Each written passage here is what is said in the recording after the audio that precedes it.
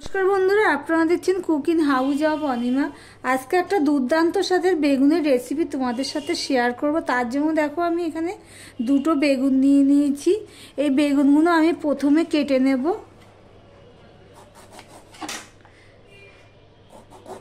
ভিডিওটি দেখার শুরুতে একটা লাইক দিয়ে কন্টিনিউ করো।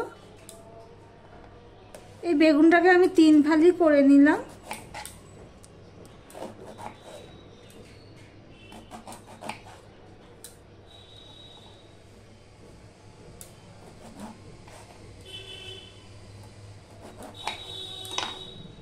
ঠিক এইভাবে আমি বেগুনগুলো সব কেটে নেব।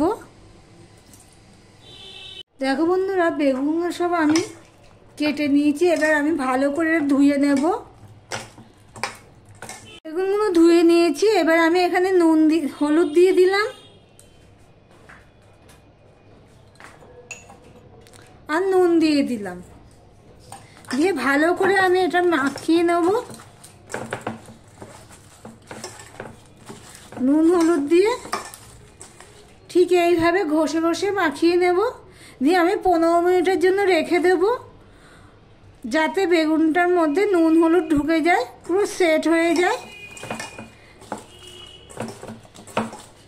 নিরামিষে রান্না করব পেঁয়াজ রসুন ছাড়া। শীতের দিনে এইভাবে বেগুন, এখন তো বেগুন বাজারে ভরপুর বেগুন, আর শীতে বেগুনের যে কোনো রেসিপি খুব দারুণ লাগে খেতে। দেখো, এগুলো তোমাদের সাথে কথা বলতে বলতে এগুলো সম্পূর্ণটা আমি মাখিয়ে নিলাম। এবার 10 মিনিটের জন্য আমি এটা রেখে দেব। 15 মিনিট পর তোমাদের সামনে আসলাম বন্ধুরা। দেখো, একটা কড়াই বসিয়ে দিয়েছি। কড়াইটা গরম হয়ে গেলে এখানে আমি সাদা তেল দিয়ে দিলাম। আমার ভিডিওটি যদি ভালো লেগে থাকে লাইক কমেন্ট শেয়ার করে দিও। আর যারা নতুন বন্ধু সাবস্ক্রাইব করোনি তাদেরকে বলবো চ্যানেলটি সাবস্ক্রাইব করে পাশে থাকার জন্য।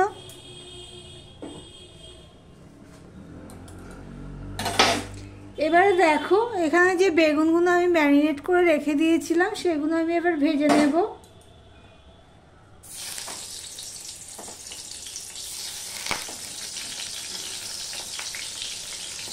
প্লিজ তোমরা একবার এইভাবে ট্রাই করে দেখতে পারো, দারুণ স্বাদ হয় খেতে।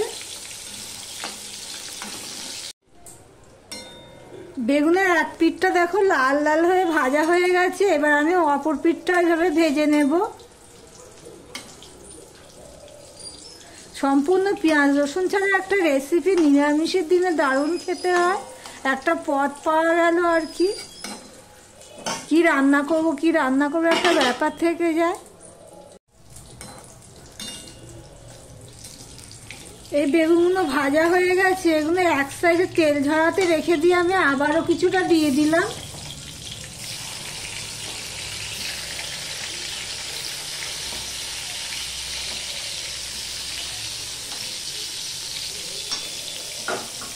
এবারে এই বেগুনগুলো, ভাজা বেগুনগুলো আমি সব তুলে নিচ্ছি।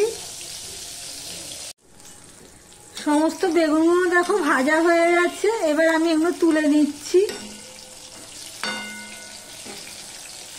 আমি যেইভাবে করছি ঠিক এইভাবে একবার ট্রাই করে দেখতে পারো, সত্যি খুব ভালো লাগে। যারা নিরামিষ খাও আর কি, সপ্তাহে 1 দিন 2 দিন। এবারে এর মধ্যে একটা শুকনো লঙ্কা ফোড়নে দিয়ে দিলাম। একটা তেজপাতা। এখানে দেখো গোটা গরম মশলা নিয়ে নিয়েছি। 2টো এলাচ, এলাচটা পড়ে গেল। 2টো এলাচ, 2টো লং আর একটু দারচিনি নিয়ে নিয়েছি, সেটা আমি দিয়ে দিলাম। দেখো গরম মশলাটা ফোড়নে হয়ে গেছে। আর এখানে দেখো আমি একটা টমেটো কেটে নিয়েছি, সেই টমেটোটা আমি দিয়ে দিলাম। এবার একটু নুন দিয়ে দিলাম। আর এখানে 4টে কাঁচা লঙ্কা, সেটাও আমি দিয়ে দিলাম। দেখো বন্ধুরা, এখানে আমি 1 চামচের মতন আদা পেস্ট নিয়েছি, সেটাও আমি দিয়ে দিলাম। দিয়ে সম্পূর্ণটা আমি মিশিয়ে নিয়েছি।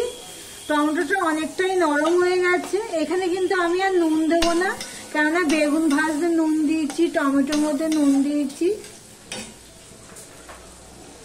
এবারে দেখো আমি এখানে 100 গ্রাম টক দই নিয়ে নিয়েছি, 100 গ্রামই হবে।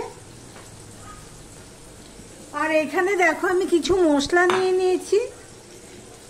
হলুদ নিয়েছি হাফ চামচ, 1 চামচ ধনের গুঁড়ো, হাফ চামচের একটু বেশি লঙ্কার গুঁড়ো, আর 1 চামচ জিরের গুঁড়ো, আর একটু চিনি নিয়েছি। সেগুলো সব আমি এই দইটার মধ্যে দিয়ে দিলাম, দিয়ে সম্পূর্ণটা আমি মিশিয়ে নিলাম।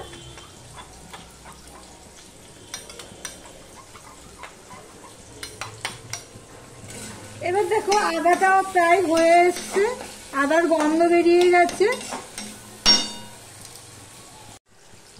এবার আমি এটা দিয়ে দিচ্ছি। গ্যাসের ফ্লেমটা কিন্তু আমি একদম লো করে দিয়েছি, কেননা যেহেতু এখানে দই দিয়েছি মশলার সাথে। দেখো বন্ধুরা, এখানে দইটা একটু জল জল ছিল বলে আমি আর জল দিলাম না, মশলার সাথে মিশিয়ে নিয়েছি। এবার আমি এটা কষতে থাকবো। দেখো বন্ধুরা, তেল ছেড়ে দিয়েছে কড়াইয়ের গায়ের থেকে, মশলাটা ভালো করে কষানো হয়ে গেছে। এখানে একটা কথা বলতেই হবে, মশলাটা কিন্তু ভালো করে কষাতে হবে, তবেই স্বাদ হবে ভালো। যে কোনো তরকারিতেই মশলা কষানোর উপর তরকারির স্বাদ নির্ভর করে, সে নিরামিষ হোক আর আমিষই হোক। আমি মিডিয়াম টু লোতে দিয়ে মশলাটা আমি কষিয়ে নিয়েছি। এবারে আমি জল দিয়ে দিলাম, বাটি ধুয়ে জলটা দিয়ে দিলাম।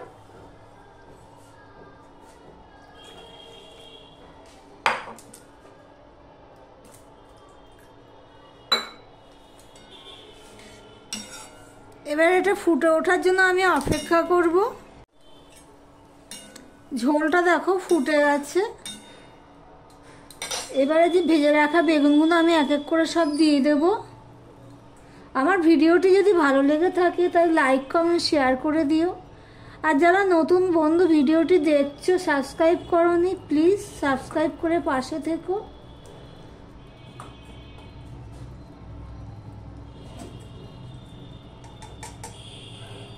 হলুদটা আমি দিয়ে দিলাম।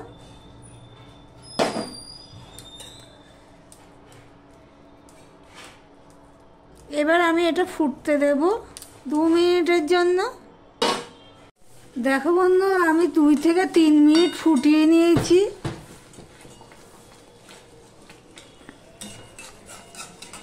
বেশি ইয়ে করে তো ঘাটা যাবে না, এইভাবেই একটুখানি নেড়ে দিতে হবে। এবারে দেখো কিছু ধনেপাতা নিয়েছি, সেই ধনেপাতাটাও আমি দিয়ে দেব। এইভাবে একবার ট্রাই করে দেখতে পারো, সম্পূর্ণ নিরামিষ রেসিপি। আর যারা রসুন পেঁয়াজ দেবে তো তাহলে দিতে পারবে, গরম মশলা ফোড়নের পর রসুন পেঁয়াজটা দিতে পারবে।